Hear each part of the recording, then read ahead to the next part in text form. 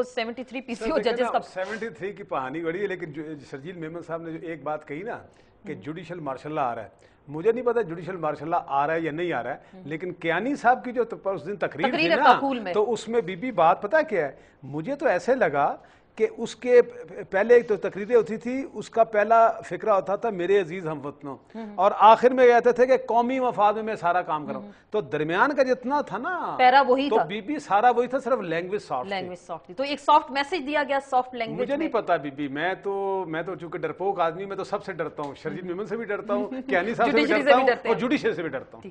تو شاہ صاحب یہ پھر سب کے لیے الارمنگ سچویشن نہیں ہے، یہ وہ ایک وہی محاورہ نا لڑتے لڑتے ہوگی گم، ایک کی چونچ ایک کی دم، تو یہ وہ سین ہونے والا ہے. کیوں دو آدمی لڑتے ہیں چونچ جاتی ہے یا دم جاتی ہے کسی کی وجہ، یہ سوال یہ ہے پورے ملک کیا، پورے ایک اور ملک یہ کسی یعنی انجمن شہریاں یا انجمن سبزی فروشوں کا نام نہیں ہے، 18 سے 20 کروڑ کا یہ ملک ہے، اور یہ ملک ایک بڑی مشکل سے یہ راستے پر چلا ہے. تو اس کو پھر تباہ کون کرنے جا رہا ہے؟ میری سن لیں، مطلب دیکھیں نا، اب جو شروع پہ آپ کے سوال کو میں نے جواب دیا تھا کہ میں ناامید ہوں، کیوں ناامید ہوں؟ اب طارق صاحب نے بات کی نا ایک یعنی کسی کو یہ جوڈیشل مارشل لا لگتا ہے، کسی کو کیا لگتا ہے، تو کیا پھر اس کا یعنی اصل مارشل لا کی تیاریاں ہو رہی ہیں، پھر اس کا مطلب یہ ہے یعنی جس وقت میں آپ پر سوال کرتا ہوں، دیکھیں نا آپ بھی تو آفٹر آل اس ملک کی شہری ہیں، بالکل، اور ایک سین ایک شہری ہیں، مجھے آپ یہ بتائیں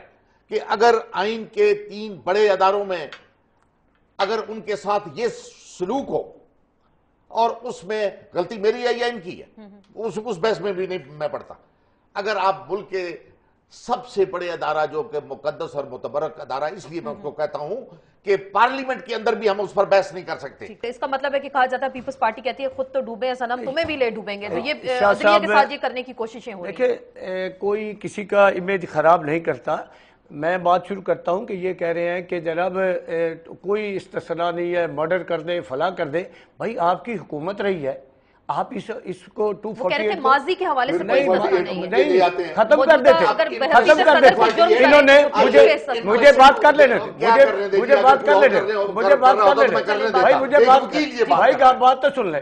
آپ نے کبھی آج بھی اس میں ترمیم کرنے کی کوشش کی ہو، کوئی امینڈمنٹ بتا دیں، اور ہمیں پتہ ہے آپ جو ویسے میڈیا پہ آگے باتیں کرتے ہیں، آپ نے تو 248 کے مغل میں سے آگے آ جاتا ہوں. سپریم کورٹ کہیں آپ جتنی عزت کرتے تھے، ہمیں ساری قوم کو پتہ ہے، آپ نے تو حملہ کر دیا تھا. چلو کوئی ہم نے اچھا کام کیا ہے، اگر کیا ہے تو وہ آپ کے نقشے قدم، انہوں نے فزیکل حملہ، آپ نے وربل حملہ، نہیں آپ ان کے نقشے قدم پہ چلو. آپ بھی پیش ہوئے ہیں، چھوڑے یہ نہ بتائیں، ہم پیش ہوں گے، بھی پیش ہوئے ہیں، آپ نے تو لاٹھیوں سے آپ کو پتہ نہیں اس ملک کے ساتھ کرنے والے کیا ہیں.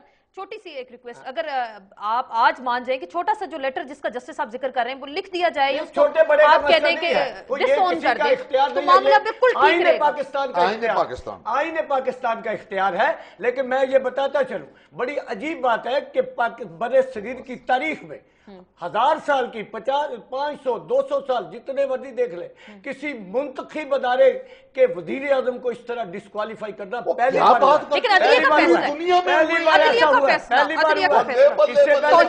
توہین عدالت، وزیر عدالت بھی کسی چیف ایگزیکٹو نے پہلی بار کی ہے. بھائی مجھے بات کر لینے دیں. یہاں اب سٹارٹ کر رہے ہیں. پاکستان کی سپریم کورٹ ہے کہ جس نے پہلی بار منتخب وزیر اعظم پیپل پارٹی کو ذوالفقار بھٹو کو پھانسی لگا دیا، اور ایک منتخب وزیر اعظم کو، حالانکہ وزیر اعظم کو یہ عدالتوں نے آپ کے ساتھ اگر کوئی ڈسکوالیفائی کرتا ہے، لیکن عدالت کو نکالتا ہے تو آئین وہاں پارلیمنٹ نکال سکتی ہے اور کسی کے بجائے. لیکن آپ کی میجارٹی میں پارلیمنٹ میں بیٹھے ہوئے ہیں، یہ ختم کر دیں اس کو. 248 نہیں، ساری اس چیپٹر کو ختم کریں، عدالت کے تمام اختیارات ختم کر دیں. لیکن آپ ہی کے قائد ذوالفقار علی بھٹو صاحب نے جو تقریر کی تھی 1973 کا کانسٹیٹیوشن بنایا تھا، انہوں نے کہا پارلیمنٹ مادر پدر آزاد نہیں ہو سکتی تھی، انہوں نے کہا پارلیمنٹ مادر پدر آزاد نہیں ہو سکتی، اس پہ جوڈیشری کی جو ہے چیک اینڈ بیلنس کا اس کا مطلب یہ نہیں ہے کہ آئین پاکستان کی وائلیشنز ہوں گی، اس کا مطلب قطعاً آپ یہ نہ لیں. لیکن میں یہ بتانا چاہتا ہوں کہ یہ جو منتخب وزیر اعظم، عجیب بات ہے، جنرل परवेज मुशर्रफ नहीं, अच्छा चलिए मुझे अदालत ने पूछा, अदालत ने पूछा मैं एक फिक्रे में अमेरिका जैसे मुल्क में खत्म करना पड़ा, ये क्या बातें करते हैं भाई? मैं कंप्लीट कर आपको हमारी बातें नहीं अच्छी लगती। नहीं, आपकी बातें अच्छी हो तो अच्छी लगे। बात सुन ले, हौसला रखे कि जनरल परवेज मुशर्रफ एक आमर था, उसको तो जायज करार दे दिया गया। एनआरओ किसने किया मुशर्रफ? जो मेरी सुन ले, मेरे कंप्लीट कर लेते। और जो मुंतखिब है उसको डिस्क्वालीफाई कर दिया गया, और जो आमर था उसको लीगल करार दे दिया गया। जहां तक उसका ये कहते हैं कि उनसे आपके तो सारे वजीरों ने जनरल परवेज मुशर्रफ से हलफ लिया था, आप क्या बात करते हैं? चले वो हलफ लिया था, उसके बाद में जस्टिस साहब ये जो बातें आप सुन रहे हैं, आपने इशारा किया कियानी साहब की तकरीर की तरफ, ये जो अभी आप बातें सुन रहे हैं और इसके नताइज आपको क्या लगे? आपने शुरू में कहा आपको उम्मीद है, लेकिन मैं नहीं हूं, गुफ्तगू से आपको नहीं लगता इदारों के दरमियान क्लैश? उम्मीद क्यों? अवाम से भी उम्मीद क्यों? उसकी वजह से अल्लाह ताला की मेहरबानी, अल्लाह से मायूस नहीं, आवाम से मायूस नहीं है। आप जैसे करतूत जो पॉलिटिकल जो करते हैं उससे मायूस हूं, इसलिए आप इस काम पर उतर रहे हैं। आप मेरे साथ तबाही कर दे। पाकिस्तान में बहुत से लोगों के साथ ये हुआ, मैंने होश संभाला तो अयूब खान साहब बैठे हुए थे, ठीक है ना जी। उसके बाद जो थोड़ा सा और आगे नहीं जी, बीच में याया भी आया ना, याया आया, फिर जनाब जो मैं 77 प्रोफेशन में आया तो ज़ियाउल हक आ गया, ठीक है ना जी। वो मुल्क तो ज़ियाउल हक साहब और अयूब दोनों तोड़ के चले गए ना, वो कंटिन्यूशन था। फिर जनाब ये मुशर्रफ साहब आ गए, तो भी बात ये है, फिर तहरीक भी चलाई, जेलों मेलों में भी गए।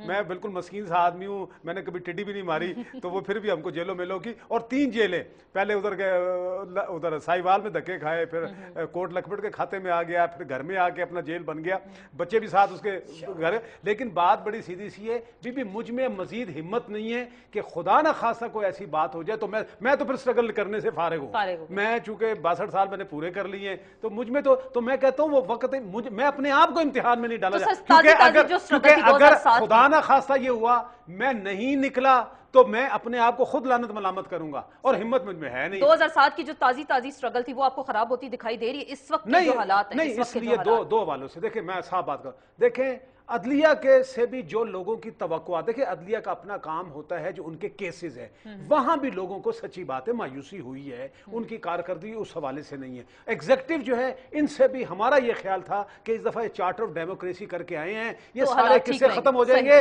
और इस मुल्क में दूध की नहरें वाकई बनेगी, लेकिन ऐसा नहीं हुआ। ऐसा नहीं। और एक आखिरी बात, कायदे आजम की बात थोड़ी सी कर लूं। 14 अगस्त कल गया, कायदे आजम की 11 अगस्त की तकरीब पर 4 चीजों को उन्होंने आइडेंटिफाई किया था। पहला उन्होंने कहा था लॉ एंड ऑर्डर, मजहब को भी साथ उसमें रखा था। दूसरा रखा था ब्राइबरी एंड करप्शन। तीसरा उन्होंने फरमाया था ये क्या नाम है भाईचारा और नेपोटिज्म की बात की थी। और चौथी बात यूनिटी की थी। और अंदाजा कर लें कि ये चारों इशू आज भी सबसे बड़े इशू हैं। और 30 सेकंड है, मुख्तसरन मुझे बताएंगे सर होगा क्या आने वाला वक्त, आप क्या देख रहे हैं, क्या होने जा रहा है? होने वाला, अगर पाकिस्तान पीपल पार्टी हमारी बरादरी है ना, सियासतदान है ना जी, मतलब है अगर विजडम प्रिवेल ना की इन्होंने, मुल्क में ये हर चीज लिपेटी जाएगी। बड़ी सीधी सी बात, ये शर्त है कि विजडम प्रिवेल करे, वहां पर टूट जाएगा, विजडम प्रिवेल करे।